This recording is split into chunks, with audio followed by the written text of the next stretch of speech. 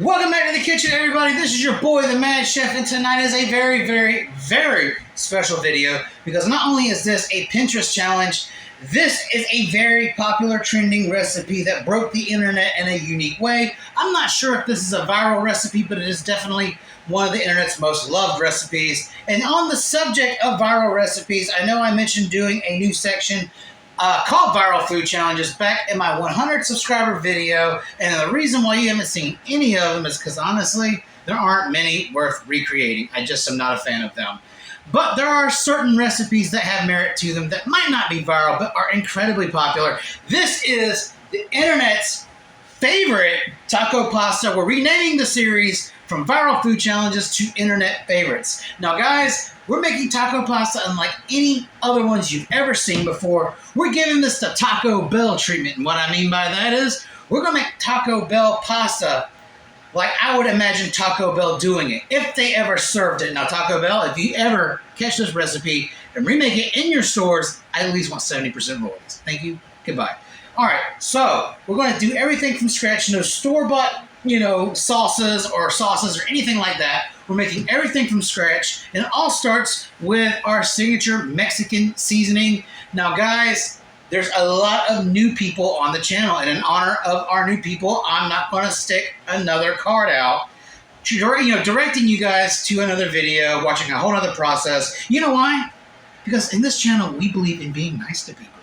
So you know what? We're going to go over it one more time in honor of our new people. I love you all. Don't click away. And as always, like we did back in the old days, the seasoning ingredients are going to be in the description so you can write it down and use it at home tonight for free. Love you. Let's get started.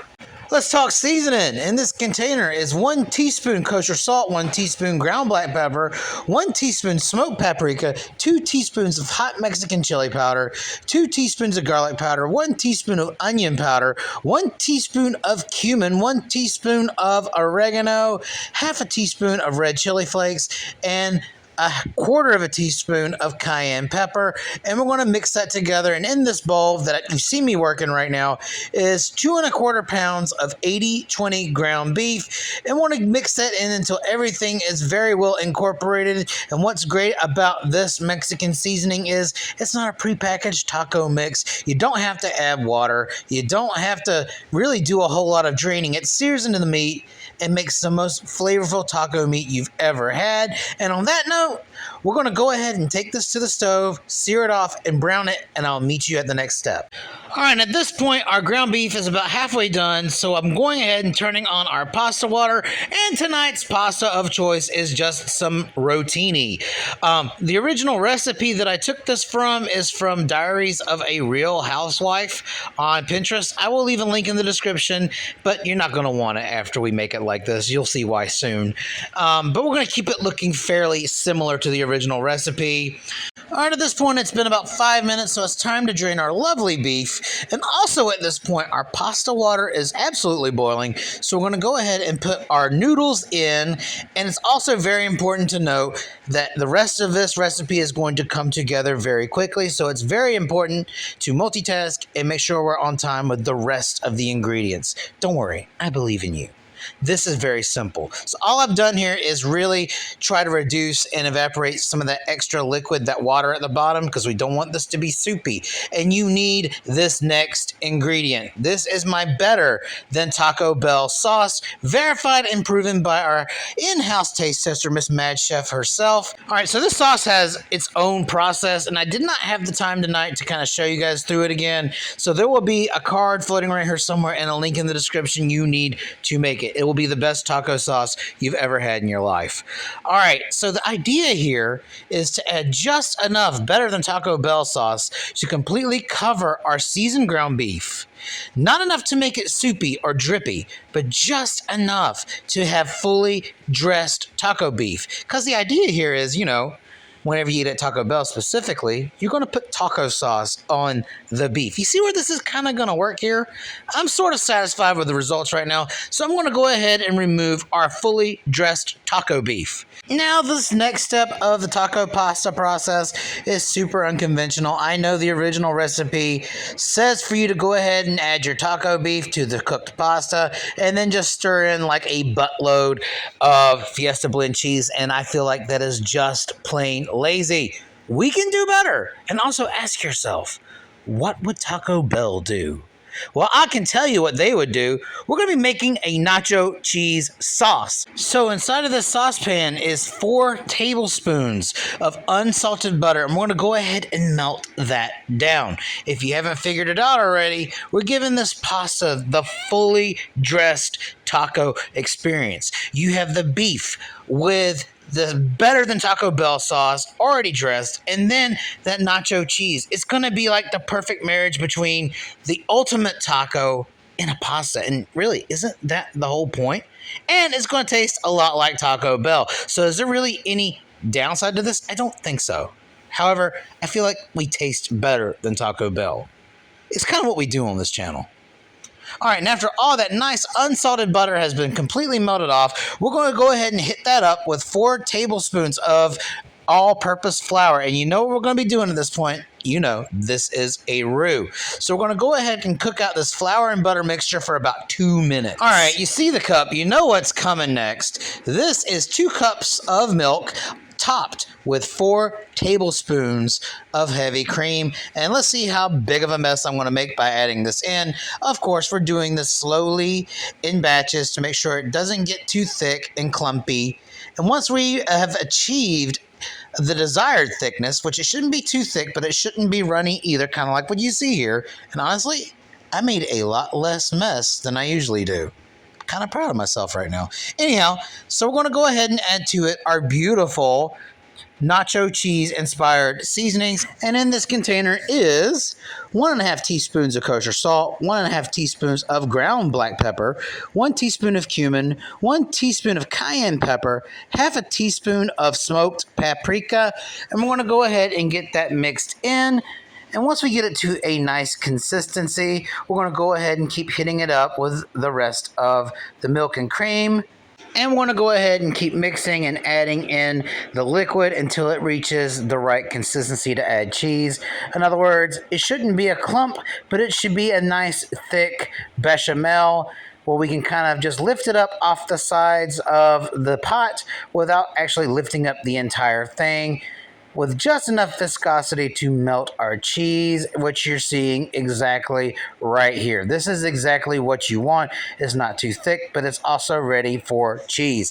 And speaking of cheese, this is 2 cups of shredded cheddar cheese, and we want to go ahead and mix that in batches, making sure that we leave no clumps and everything is melted and emulsified. All right, and after that has all disappeared, we're going to go ahead and add in our remaining shredded cheddar. And after that, everything should be nice and done. And look at it. It's absolutely beautiful. Now that our nacho cheese sauce is all nice and completed, we're going to go ahead and get it off the heat. Don't worry if that looks a little thick whenever we mix it together with the beef and the pasta. Of course, we're going to be adding some of that starchy pasta water, so it's going to thin out and coat the entire thing. All right, and upon a third taste test, I realized that, you know what? This beef could use a little more sauce. It's lacking a little bit of the flavor and dressing that I was desiring, so we're going to go ahead and add yet again another ladle or so. Guys, if you do not know how to make the better than Taco Bell sauce, then I guess you could go ahead and, pour in a bottle of prepackaged Taco Bell or Ortega taco sauces. I would really encourage you to make your own. Also, at this point, you could totally stick to the original recipe and add in some jarred salsa, or you can shelf it up and make your own. Some pico or some rotel would also work.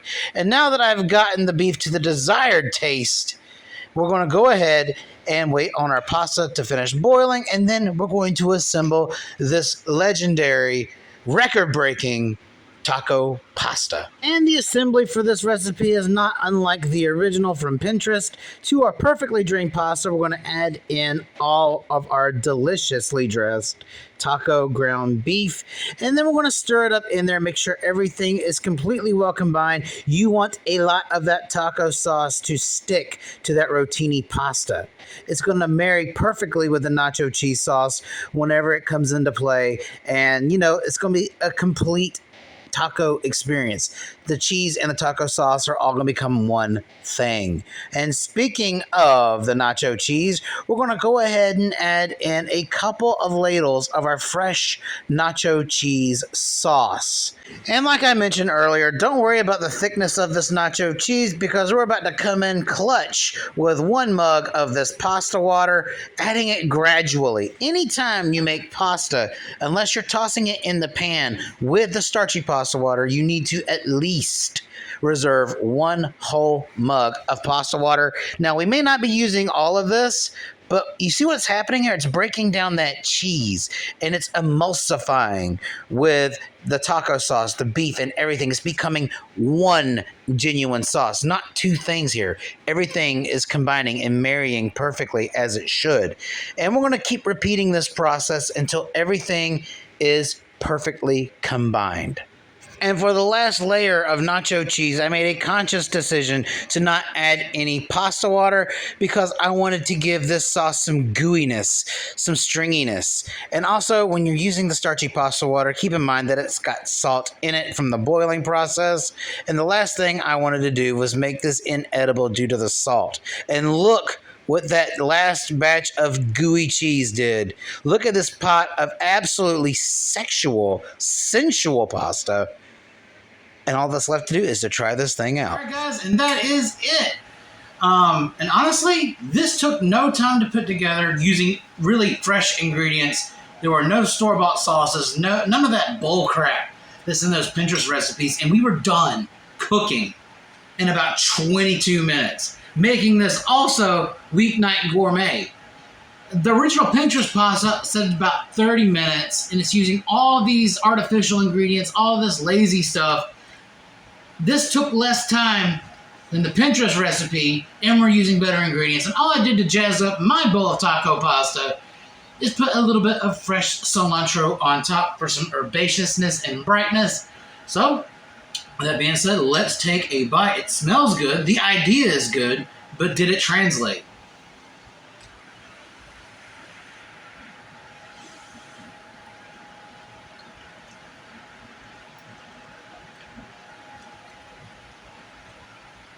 Oh.